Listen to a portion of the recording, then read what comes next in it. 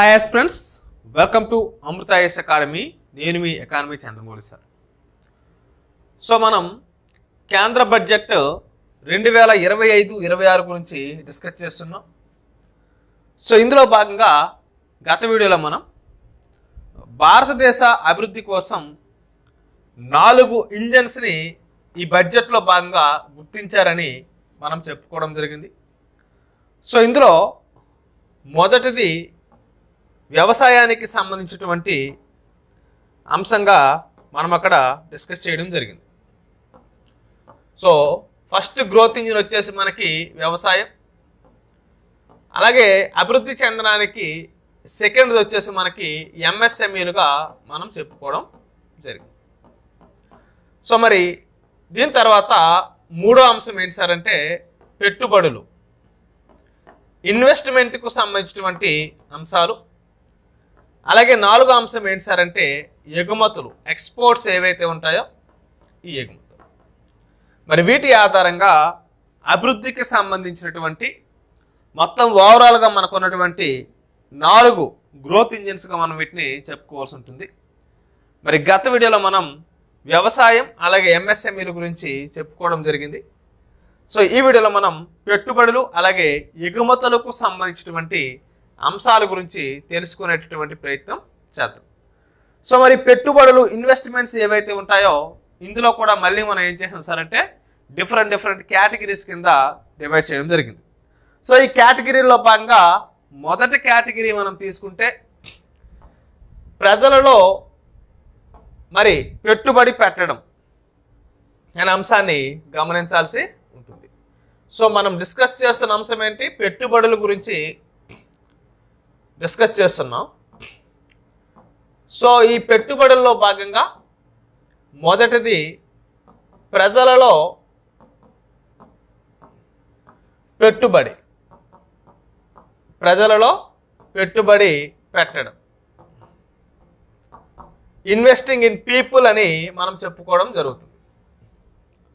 So మరి ప్రజల్లో పెట్టుబడి పెట్టడంలో భాగంగా తీసుకుంటే సో ముఖ్యంగా మనకి సంక్షం, అంగన్వాడీ, సంక్షం, అంగన్వాడీ అండ్ పోషన్ 2.0, పోషన్ 2.0. ఈ సంక్షం, అంగన్వాడీ అలాగే పోషన్ 2.0 సో మనం తీసుకుంటే మనకు ప్రధానంగా ఈ సంక్షం, అంగన్వాడీ అలాగే పోషన్ 2.0 చూడగానే మనకు గుర్తొచ్చేది పోషకాహార లోపాలతో బాధపడుతూ ఉన్నటువంటి మరి పిల్లలు కావచ్చు, తల్లులు కావచ్చు.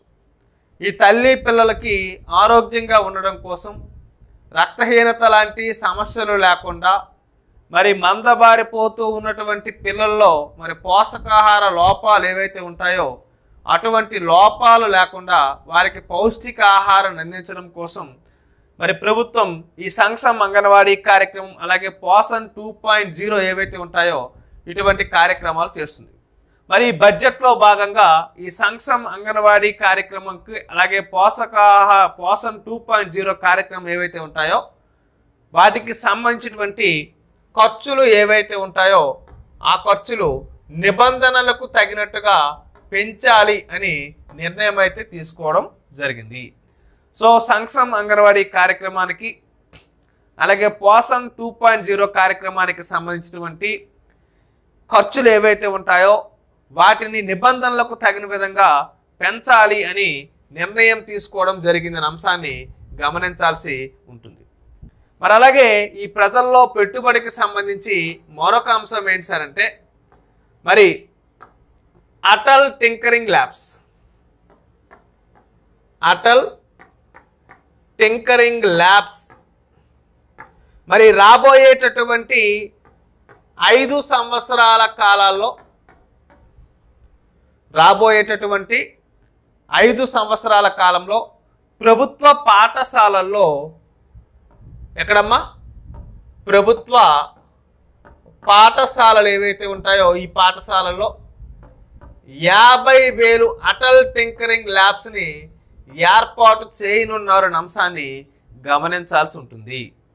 సో అటల్ టింకరింగ్ ల్యాబ్స్ రాబోయేటటువంటి 5 సంవత్సర కాలాల్లో ప్రభుత్వ పాఠశాలల్లో 50,000 అటల్ టింకరింగ్ ల్యాబ్స్ని ఏర్పాటు చేయనున్నారన్న అంశాన్ని గమనించాల్సి ఉంటుంది. మరి అలాగే మన నెక్స్ట్ అంశం ఏంటి సార్ అంటే, ఏవైతే ప్రభుత్వానికి సంబంధించినటువంటి మాధ్యమిక పాఠశాలలు, ప్రభుత్వ మాధ్యమిక పాఠశాలలు అండ్ ప్రాథమిక ఆరోగ్య కేంద్రాలు, ప్రాథమిక ఆరోగ్య కేంద్రాలకు బ్రాడ్బ్యాండ్ కనెక్టివిటీని కల్పించనున్నారన్న అంశాన్ని గమనించాల్సి ఉంటుంది. సో ప్రభుత్వ మాధ్యమిక పాఠశాలలు అలాగే ప్రాథమిక ఆరోగ్య కేంద్రాలు ఏవైతే ఉంటాయో వాటిలో బ్రాడ్బ్యాండ్ సర్వీసెస్ ఏవైతే ఉంటాయో, బ్రాడ్బ్యాండ్ కనెక్టివిటీ ఏదైతే ఉంటుందో దీన్ని ఇవ్వనున్నట్టు మనకి ఈ బడ్జెట్లో భాగంగా పేర్కొన్నారు. మరి ఇవి దేని కింద సార్ అంటే, భారత్ నెట్ ప్రాజెక్ట్ ఏదైతే ఉంటుందో ఈ భారత్ నెట్ ప్రాజెక్ట్ కింద గ్రామీణ ప్రాంతాలు ఏవైతే ఉంటాయో ఇటువంటి గ్రామీణ ప్రాంతాల్లో అన్ని ప్రభుత్వ మాధ్యమిక పాఠశాలలో ప్రాథమిక ఆరోగ్య కేంద్రాలు ఏవైతే ఉంటాయో మరి వీటన్నిటికీ కూడా మరి ఇక్కడ మనం జాగ్రత్తగా గమనిస్తే బ్రాడ్బ్యాండ్ కనెక్టివిటీని కల్పిస్తూ ఉన్నారన్న అంశాన్ని గమనించాల్సి ఉంటుంది. మరి అలాగే మరో ముఖ్యమైన అంశం ఏంటి సార్ అంటే, పుస్తకాలకు సంబంధించి భారతీయ భాషా పుస్తక పథకం,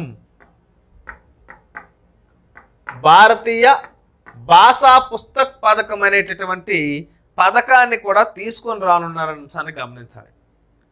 మరి ఏవైతే పాఠశాలలు ఉన్నాయో పాఠశాలలు అలాగే ఉన్నత విద్య ఏదైతే ఉంటుందో ఈ పాఠశాల ఉన్నత విద్యలో డిజిటలైజేషన్ రూపంలో లేదా డిజిటల్ రూపంలో భారతీయ భాషా పుస్తకాలని అందరికీ అందించే విధంగా భారతీయ భాషా పుస్తక పథకం అనే పథకాన్ని ఈ 2025-26 బడ్జెట్లో భాగంగా ప్రకటించడం జరిగిందనే అంశాన్ని గమనించాల్సి ఉంటుంది.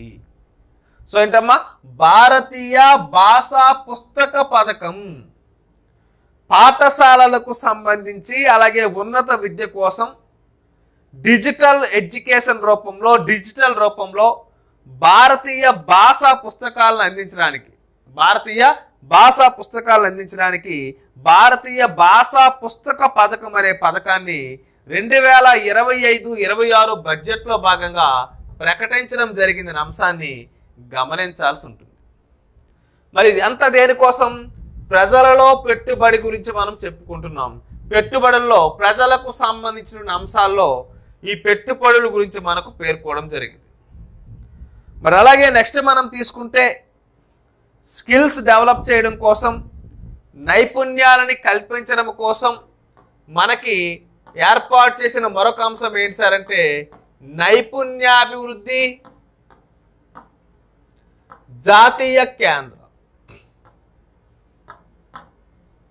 నైపుణ్యాభివృద్ధి జాతీయ కేంద్రాల గురించి మనకు బడ్జెట్లో భాగంగా పేర్కోవడం జరిగింది. మరి ఇందులో భాగంగా మనం తీసుకుంటే మేక్ ఫర్ ఇండియా,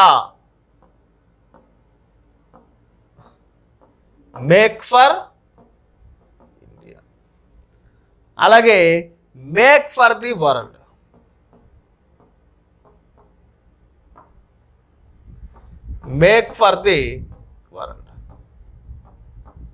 మరి make for India, make for the world,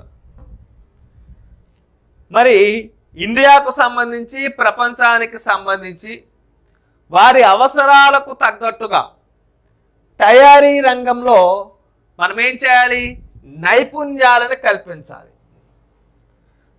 అంటే ఇండియాని మరి నైపుణ్యాభివృద్ధిగా చేయడం కోసం, ప్రపంచ దేశాన్ని మనం నైపుణ్యాభివృద్ధి చేయడం కోసం మరి మనం వీటికి తగ్గట్టుగా ఈ తయారీకి తగ్గట్టుగా నైపుణ్యాలను మనం కల్పించడానికి దేశంలో ఉండేటటువంటి యువత ఎవరైతే ఉంటారో ఈ యువతని సంసిద్ధం చేయడానికి యువతకు నైపుణ్యాలు కల్పించడానికి, ప్రపంచవ్యాప్తంగా కూడా భారతీయ యువతకి ఉపాధి కల్పించడానికి, ప్రపంచవ్యాప్తంగా ఉన్నటువంటి వివిధ రకాల సంస్థలతో యువతని భాగస్వామ్యం చేయడానికి, మరి నైపుణ్య అభివృద్ధి కోసము 5 జాతీయ కేంద్రాలని, 5 జాతీయ ఎక్సలెన్స్ కేంద్రాలు ఏర్పాటు చేయబడుతున్నాయనే అంశాన్ని గమనించాల్సి ఉంటుంది. జాతీయ ఎక్సలెన్స్ కేంద్ర మరి దేనికోసం సార్ ఇవి?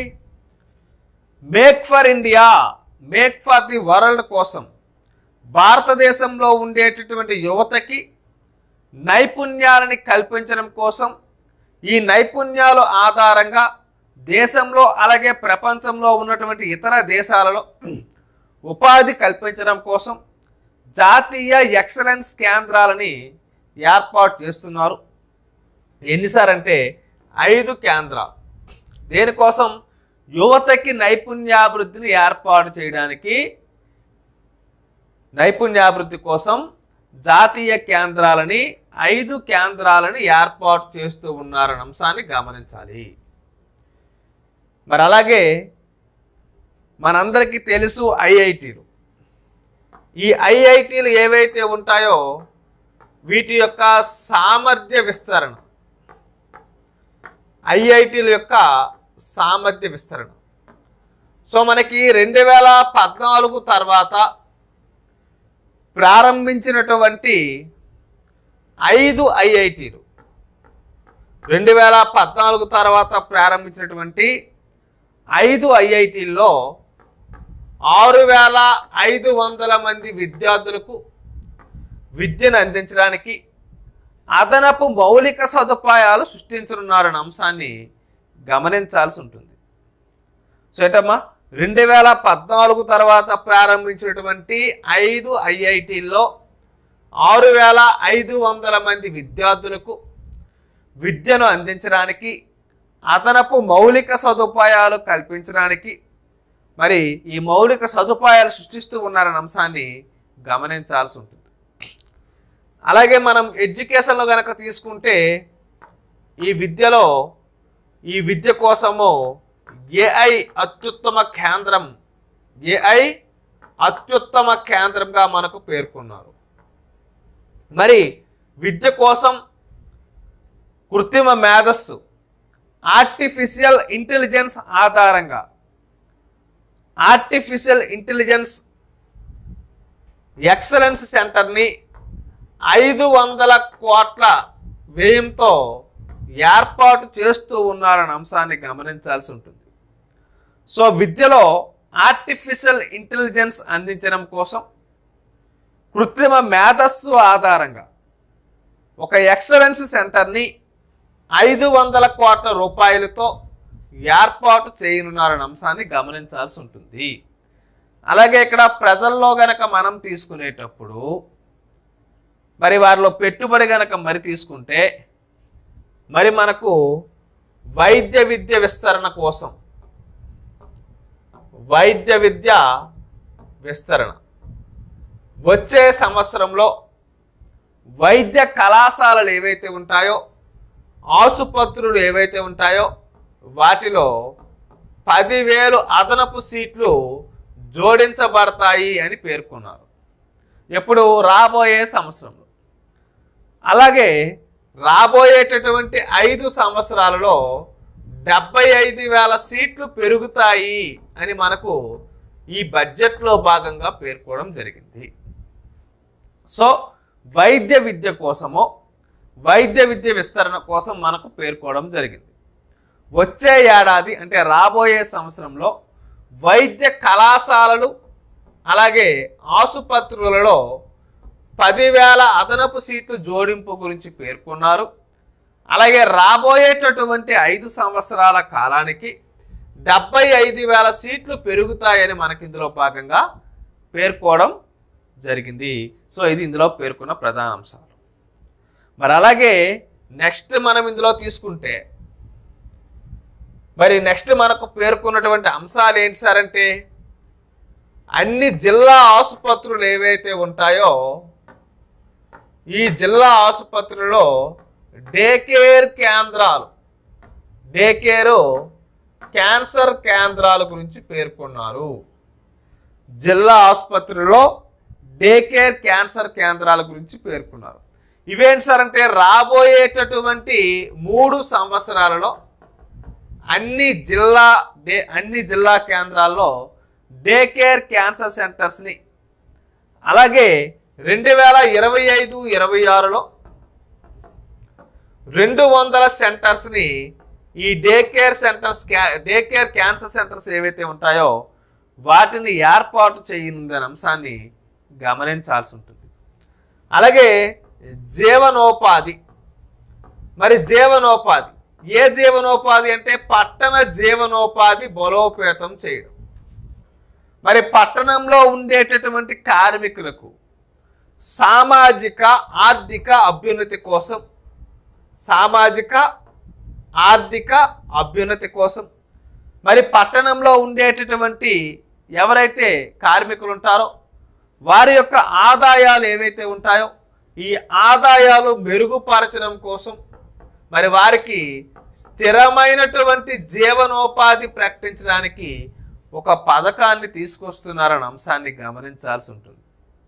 సో పట్టణ జీవనోపాధి బలోపేతం చేయడం కోసం, పట్టణంలో కార్మికులకి సామాజిక ఆర్థిక అభ్యున్నతి కోసం, వారి యొక్క ఆదాయాలు మెరుగుపరచడం కోసము, వారికి స్థిరమైనటువంటి జీవనోపాధి ప్రకటించడానికి ఒక పథకాన్ని తీసుకొస్తున్నట్టు మనకి ఇందులో భాగంగా చెప్పుకోవాల్సి ఉంటుంది. సో నెక్స్ట్ కనుక మనం తీసుకుంటే పిఎం స్వనిధి గురించి మనం తెలుసుకోవాల్సి ఉంటుంది. సో మరి 2025-26 బడ్జెట్లో భాగంగా పిఎం స్వనిధి పథకాన్ని తీసుకుంటే ఈ పిఎం స్వనిధి పథకానికి బ్యాంకుల నుంచి మెరుగైన రుణాలు 30,000 రూపాయలు పరిమితితో, యూపీఐ లింక్డ్ క్రెడిట్ కార్డ్స్ మరియు సామర్థ్య నిర్మాణం మద్దతుతో ఈ పిఎం స్వనిధి అనే కార్యక్రమము పునరుద్ధరించుకుంది అనే అంశాన్ని మనం ఇక్కడ గమనించాల్సి ఉంటుంది. సో ఎంతమ్మా, మరి బ్యాంకుల నుంచి మెరుగైనటువంటి రుణాలు కల్పిస్తారు. 30,000 రూపాయల పరిమితితో యూపీఐ లింక్డ్ క్రెడిట్ కార్డ్ సామర్థ్యాన్ని మరియు దీని యొక్క సామర్థ్య నిర్మాణం ఏదైతే ఉంటుందో ఆ నిర్మాణం అంతా కూడా జరుగుతుంది. ఇది పిఎం స్వనిధి కార్యక్రమానికి సంబంధించిన అంశంగా చెప్పుకోవచ్చు. అలాగే మనం తీసుకుంటే ఆన్లైన్ ప్లాట్ఫామ్. సో మరి ఆన్లైన్ ప్లాట్ఫామ్ కార్మికుల యొక్క సంక్షేమం కోసం సామాజిక భద్రతా పథకం. సో మనకి గతంలో కూడా చెప్పుకున్నాం గిగ్ వర్కర్స్. మరి గిగ్ వర్కర్స్ ఎవరైతే ఉంటారో మరి తాత్కాలిక ఉద్యోగులు, వారికి ఎప్పుడు అవసరమైతే అప్పుడు ఏ ఉద్యోగం అయితే కావాలో ఆ ఉద్యోగం చేసుకోవచ్చు, నచ్చిన ఉద్యోగంలో చేసుకోవచ్చు.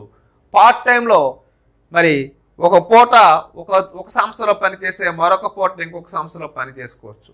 అలాంటి గిగ్ వర్కర్స్ ఎవరైతే ఉంటారో, ఈ గిగ్ కార్మికులు ఎవరైతే ఉంటారో ఈ గిగ్ కార్మికుల కోసం మరి కొన్ని గుర్తింపు కార్డులు అయితే కల్పిస్తున్నారనే అంశాన్ని గమనించాల్సి ఉంటుంది.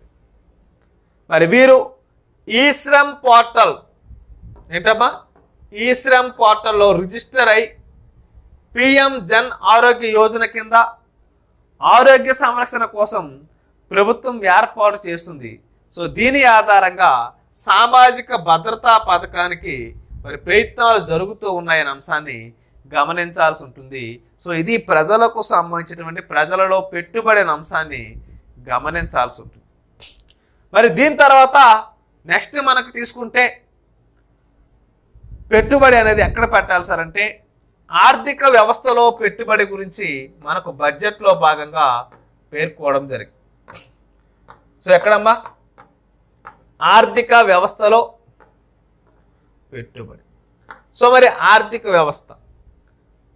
వ్యవస్థని మరింత బలోపేతం చేయాలి అంటే ప్రధానంగా మనకు కనిపించే అంశం ఏంటి సార్ అంటే మౌలిక సదుపాయాలు కల్పన. సో మరి మౌలిక సదుపాయాలు ఏవైతే ఉంటాయో ఈ మౌలిక సదుపాయాల కల్పన చేయడం కోసం పెద్ద మొత్తంలో పెట్టుబడి అవసరమవుతుంది కాబట్టి ఇక్కడ ప్రభుత్వ ప్రైవేట్ భాగస్వామ్యం గురించి మనకు పేర్కోవడం జరిగింది. ప్రభుత్వ అలాగే ప్రైవేట్ భాగస్వామ్యం గురించి మనకు పేర్కొన్నారు.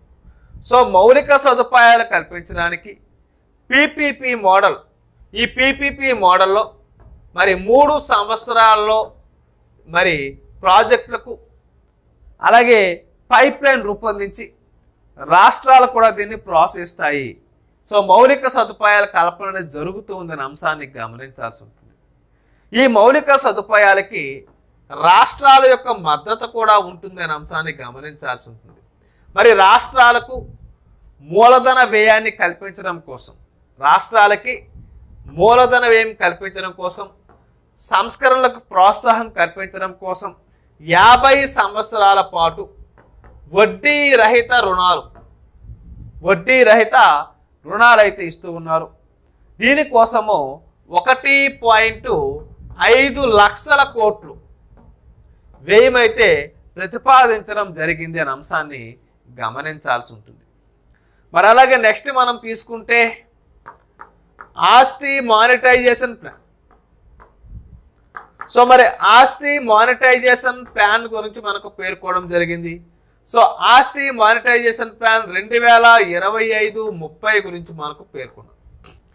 2025-30 సంవత్సరానికి 2వ ప్రణాళికలో మరి 10 లక్షల కోట్ల మూలధనాన్ని తిరిగి సమకూర్చుకునేందుకు కొత్త ప్రాజెక్ట్ని ప్రకటించడం జరిగిందనే అంశాన్ని గమనించాల్సి ఉంటుంది.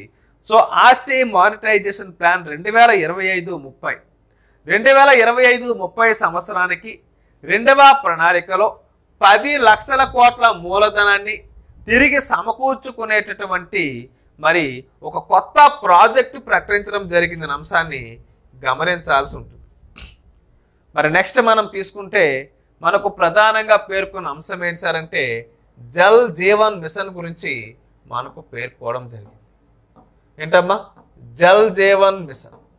మరి మెరుగైనటువంటి మొత్తం వ్యయంలో ఈ జల్ జీవన్ మిషన్ని మరింత అభివృద్ధి చేయడానికి దీన్ని 2028 వరకు కూడా పొడిగించడం జరిగిందనే అంశాన్ని గమనించాల్సి ఉంటుంది. సో నెక్స్ట్ మనకు పేర్కొన్నటువంటి అంశం ఏంటి సార్ అంటే urban challenge fund. Urban challenge fund గురించి మనకు పేర్కోవడం జరిగింది. సో మనకు ఉన్నటువంటి నగరాలు ఏవైతే ఉంటాయో ఆ నగరాలని వృద్ధి కేంద్రాలుగా మార్చడానికి, నగరాలు ఏవైతే ఉంటాయో ఈ నగరాలని వృద్ధి కేంద్రాలుగా మార్చడానికి, నగరాల సృజనాత్మకత పునరాభివృద్ధి, అలాగే నీరు మరియు పారిశుద్ధ్యం ఈ ప్రతిపాదనలు అమలు చేయడానికి 1,00,00,000 కోట్ల అర్బన్ ఛాలెంజ్ ఫండ్ అని ప్రకటించడం జరిగింది. సో దేనికోసం అర్బన్ ఛాలెంజ్ ఫండ్ అనేది 1,00,00,000 కోట్లకు ప్రకటించారు. సో నగరాలని వృద్ధి కేంద్రాలుగా, నగరాల సృజనాత్మకతని పునరాభివృద్ధి చేయడానికి, నీరు మరియు పారిశుద్ధ్యం వంటి ప్రతిపాదనలు ఏవైతే ఉంటాయో వీటిని అమలు చేయడానికి 1,00,00,000 కోట్ల అర్బన్ ఛాలెంజ్ ఫండ్ అని ప్రకటించడం జరిగింది. మరి 2025-26 సంవత్సరానికి 2025-26 సంవత్సరానికి ఈ అర్బన్ ఛాలెంజ్ ఫండ్ కోసం 10,000 కోట్లని మరి కేటాయించడం జరిగిందనే అంశాన్ని గమనించాల్సి ఉంటుంది. సో అర్బన్ ఛాలెంజ్ ఫండ్కి మొత్తం అయితే 1,00,000 కోట్లు, 2025-26 సంవత్సరానికి 10,000 కోట్లు కేటాయించడం జరిగిందనే అంశాన్ని గమనించాల్సి ఉంటుంది. మనము వికసిత భారత్ ఏంటమ్మా? వికసిత భారత్ని మనం సాధించాలనుకున్నాం. మన భారతదేశాన్ని అభివృద్ధి చెందించాలి 2047 నాటికి అనుకున్నాం. సో మరి వికసిత భారత్ సాధించడానికి మరి వికసిత భారత్ కోసం న్యూక్లియర్ ఎనర్జీ మిషన్ గురించి మనం తెలుసుకోవాలి. సో మరి దీని గురించి పేర్కొన్నారు. Nuclear energy mission. సో మరి న్యూక్లియర్ ఎనర్జీ మిషన్ విషయానికి వచ్చినప్పుడు వికసిత భారత్ సాధించడం కోసం అణుశక్తి చట్టం ఏదైతే ఉంటుందో ఈ అణుశక్తి చట్టము అలాగే అణు నష్టం, మరి ఈ అణు నష్టానికి పౌర బాధ్యత చట్టానికి సవరణలు అయితే చేయబడుతూ ఉన్నాయనే అంశాన్ని మనం ఇక్కడ గమనించాల్సి ఉంటుంది. ఏవైతే మనకు చిన్న రియాక్టర్స్ ఉంటాయో స్మాల్ మాడ్యులర్ రియాక్టర్స్, మరి పరిశోధన అభివృద్ధి కోసము అణుశక్తి మిషన్ కోసం 20,000 కోట్ల వ్యయంతో ఈ మిషన్ని ఏర్పాటు చేయడం జరుగుతుంది. స్మాల్ మాడ్యులర్ రియాక్టర్స్ కోసం 20,000 కోట్ల రూపాయలు ఏర్పాటు చేయబడుతుంది. మరి 5 స్వదేశీయంగా అభివృద్ధి చేసినటువంటి మరి ఇక్కడ మరి స్మాల్ మాడ్యులర్ రియాక్టర్స్ ఏవైతే ఉంటాయో ఈ రియాక్టర్స్ 2033 నాటికి పనిచేయడం ప్రారంభించబడతాయని మనకు పేర్కోవడం జరిగింది. స్వదేశీ పరిజ్ఞానంతో అభివృద్ధి చేసినటువంటి 5 మరి స్మాల్ మాడ్యులర్ రియాక్టర్స్ 2033 నాటికి మరి పనిచేయడానికి జరుగుతున్న అంశాన్ని గమనించాల్సి ఉంటుంది. సో నెక్స్ట్ మనకి ఇందులో పేర్కొన్న అంశం ఏంటి సార్ అంటే నౌకా నిర్మాణం గురించి మనకు పేర్కొన్నారు. సో దేని గురించి పేర్కొన్నారమ్మా? నౌకా నిర్మాణం. మరి నౌకా నిర్మాణానికి సంబంధించినటువంటి ఆర్థిక సహాయం విధానాలు ఏవైతే ఉంటాయో వాటిని పునరుద్ధరించాలి అని మనకు 2025-26 బడ్జెట్లో భాగంగా పేర్కొన్నారు. ఏదైతే మనకు నిర్ణీత ప్రమాణం ఉంటుందో ఆ నిర్ణీత ప్రమాణానికి మించి పెద్ద ఓడలను ఏవైతే పెద్ద ఓడలు ఉంటాయో మరి ఇన్ఫ్రాస్ట్రక్చర్ హార్మనైజ్డ్ మాస్టర్ లిస్ట్ అంటాం, HML, మరి వీటిలో చేర్చాలని మనకు పేర్కోవడం జరిగింది. అలాగే మనం తీసుకుంటే సముద్ర అభివృద్ధి నిధి గురించి మనకు పేర్కోవడం జరిగింది. మరి సముద్ర అభివృద్ధి నిధి అనేది 25,000 కోట్ల రూపాయల మూలధనంతో ఒక సముద్ర అభివృద్ధి నిధిని ఏర్పాటు చేశారు. సముద్ర అభివృద్ధి నిధి అనేది 25,000 కోట్ల మూలధనంతో ఏర్పాటు చేశారు. మరి ఇందులో గనక మనం తీసుకుంటే 49% వాటా ప్రభుత్వ వాటా, మిగిలిన వాటా ఓడరేవులు మరియు ప్రైవేట్ రంగం అందజేస్తుంది. అంటే 51% వాటా ఓడరేవులు అలాగే ప్రైవేట్ రంగం అందిస్తూ ఉంటే ప్రభుత్వ రంగం యొక్క వాటా 49% ఉంది. సో మరి ఇది ఏంటి? సముద్ర అభివృద్ధి నిధి గురించి చెప్తున్నాం. దీనికోసం 25,000 కోట్ల మూలధనంతో ఒక సముద్ర అభివృద్ధి నిధిని ఏర్పాటు చేశారు. మరి ఇందులో 49% ప్రభుత్వం వాటా అందిస్తే రిమైనింగ్ 51% వాటా అనేది ఓడరేవులు మరియు ప్రైవేట్ రంగం అందిస్తూ ఉందనే అంశాన్ని గమనించాల్సి ఉంటుంది. సో నెక్స్ట్ మనకు తీసుకుంటే ఉడాన్. ఈ ఉడాన్ గురించి మనకు పేర్కోవడం జరిగింది. సో ఏంటి సార్ ఈ ఉడాన్ అంటే? ఈ ఉడాన్ ప్రాంతీయ కనెక్టివిటీ పథకం గురించి పేర్కొన్నారు.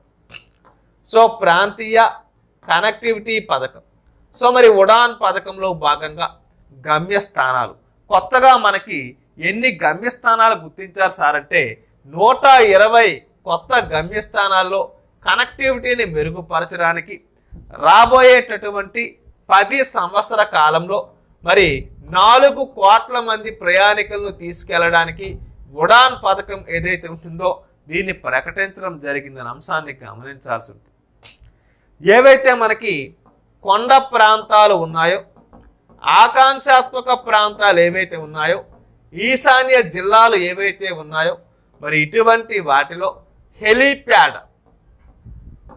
హెలీప్యాడ్ అలాగే చిన్న విమానాశ్రయాలకి మద్దతు అయితే ప్రకటించడం జరిగిందనే అంశాన్ని గమనించాలి. సో ఈ విధంగా మొత్తం మీద మనం తీసుకుంటే 120 కొత్త గమ్యస్థానాల్లో మరి రాబోయేటటువంటి 10 సంవత్సర కాలాల్లో 4 కోట్ల మంది ప్రయాణికులను తీసుకెళ్లడానికి ఈ ఉడాన్ పథకం అయితే ప్రకటించడం జరిగిందనే అంశాన్ని గమనించాల్సి ఉంటుంది. సో అలాగే మనం తీసుకుంటే బీహార్. మరి బీహార్లో గ్రీన్ఫీల్డ్ విమానాశ్రయం ప్రకటించడం జరిగింది. బీహార్లో గ్రీన్ఫీల్డ్ విమానాశ్రయం ప్రకటించారు. మరి బీహార్లో గ్రీన్ఫీల్డ్ విమానాశ్రయం ప్రకటించారు. పాట్నా విమానాశ్రయ సామర్థ్యం విస్తరణ. పాట్నా విమానాశ్రయం ఏదైతే ఉంటుందో దాని యొక్క సామర్థ్యం యొక్క విస్తరణ. అలాగే మనం తీసుకుంటే బిహ్తా ఏంటమ్మా, బిహ్తా. ఈ బిహ్తాలో బ్రౌన్ ఫీల్డ్ విమానాశ్రయం, బిహ్తాలో బ్రౌన్ ఫీల్డ్ విమానాశ్రయం, బీహార్లో గ్రీన్ ఫీల్డ్ విమానాశ్రయం, పాట్నా విమానాశ్రయం యొక్క సామర్థ్య విస్తరణ గురించి మనకి ఇందులో భాగంగా పేర్కోవడం జరిగింది. అలాగే మనం తీసుకుంటే మిథిలాంచల్. మరి మిథిలాంచల్లోని పశ్చిమ కోసి, మిథిలాంచల్లోని పశ్చిమ కోసి canal project, canal project.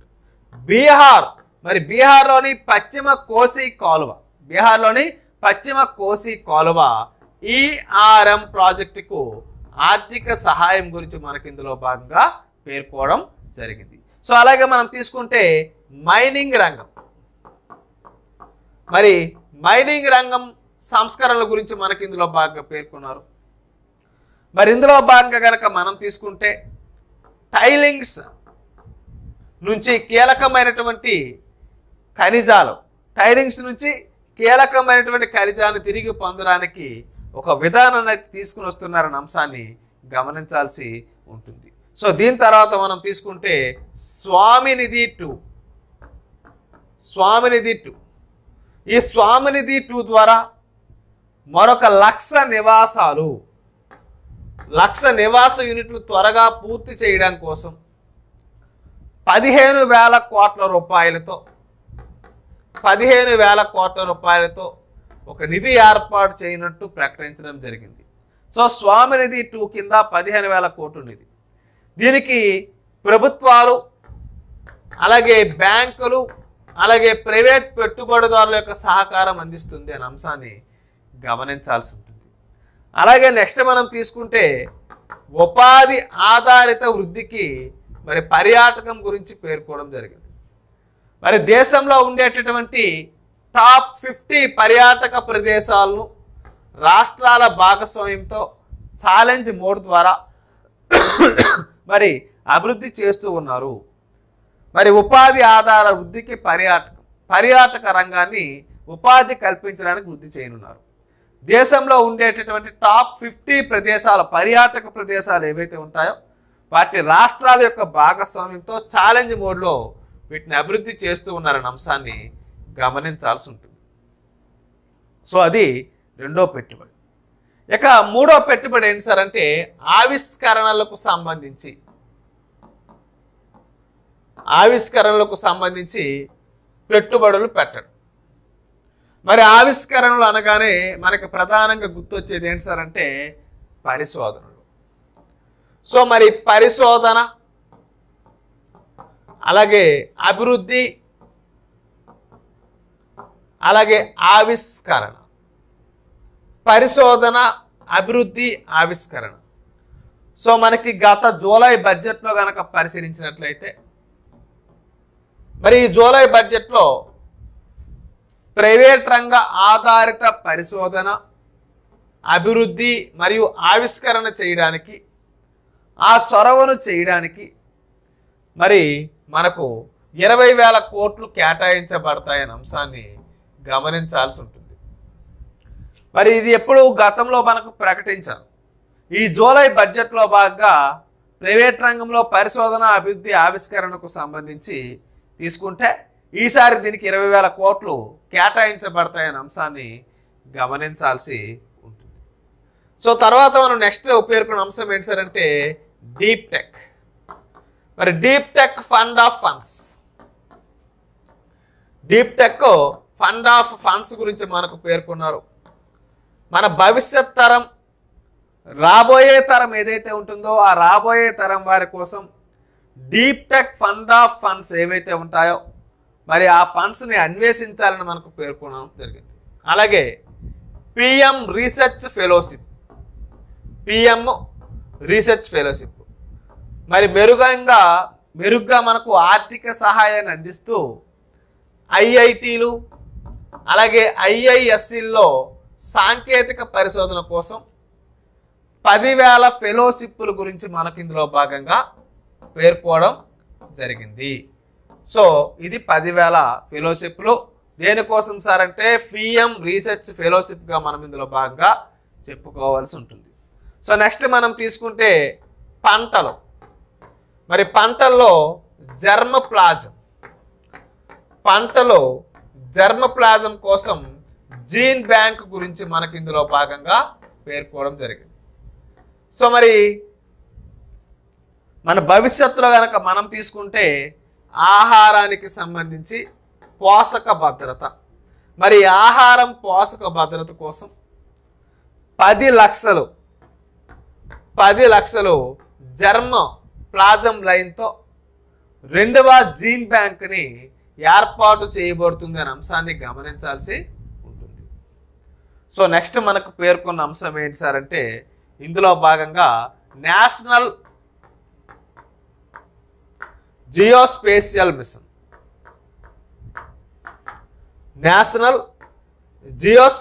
Machine గురించి మనకి ఇందులో భాగంగా పేర్కొన్నారు. మరి ఇందులో భాగంగా ఫౌండేషన్ జియోస్పేషియల్ మిషన్ మౌలిక సదుపాయాలు అలాగే డేటాను అభివృద్ధి చేయడానికి నేషనల్ జియోస్పేషియల్ మిషన్ అయితే ప్రకటించడం జరిగిందనే అంశాన్ని గమనించాల్సి ఉంటుంది. మరి అలాగే నెక్స్ట్ మనకు పేర్కొన్న అంశం ఏంటి సార్ అంటే జ్ఞాన భారతం మిషన్ గురించి మనకి ఇందులో భాగంగా పేర్కొన్నారు.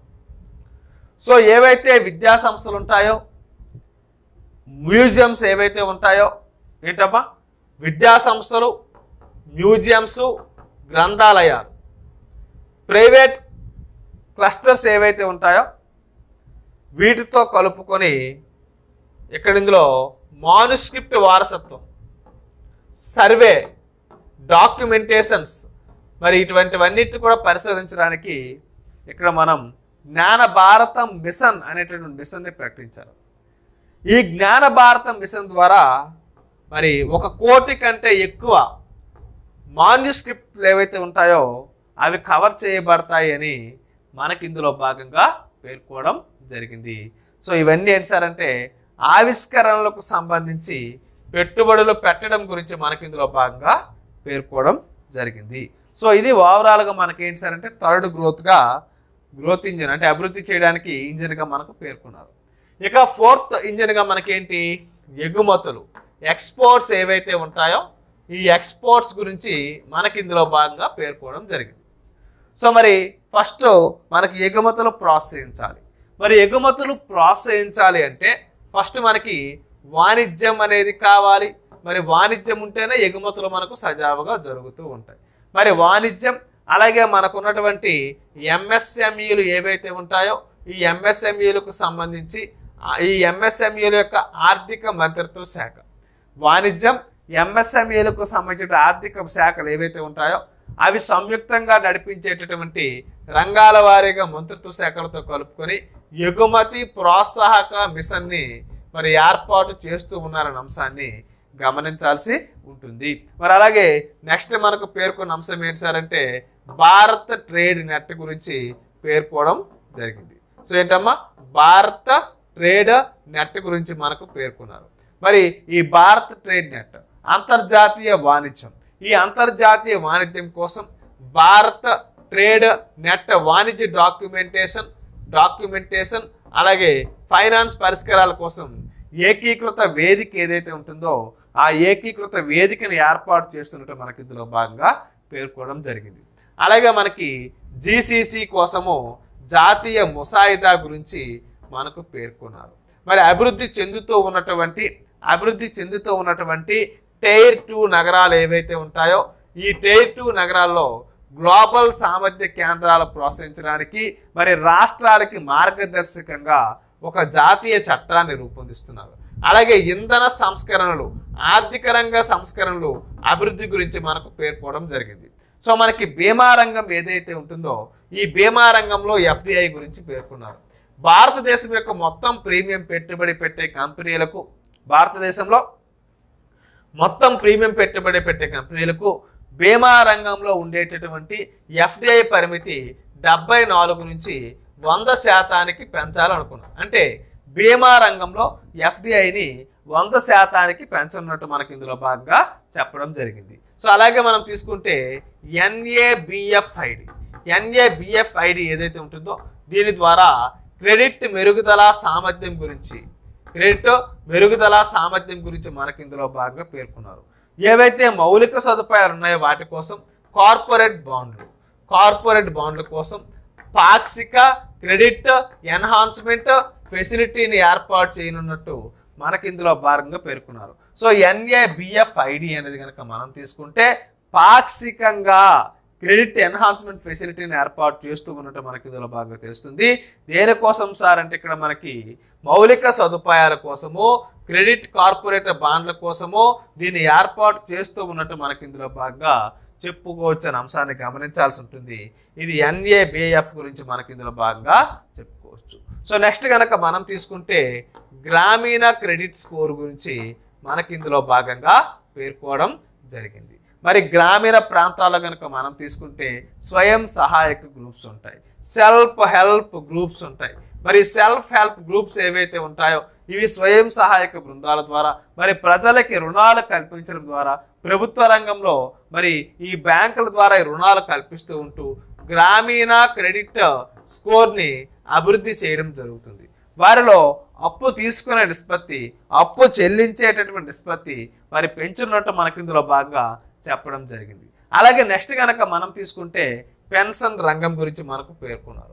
మరి పెన్షన్ ఉత్పత్తి నియంత్రణ స్వయం సహాయక సంఘాలు మరి అభివృద్ధి కోసము ఒక ఫోరం అయితే ఏర్పాటు చేస్తూ ఉన్నట్టు అంశాన్ని గమనించాల్సి ఉంటుంది. మరి రాష్ట్రాలకి పెట్టుబడులు కల్పించడానికి స్నేహపూర్వక సూచిక, పోటీతత్వము, సహకారం అనేది రాష్ట్రాలకు ఉండాలి.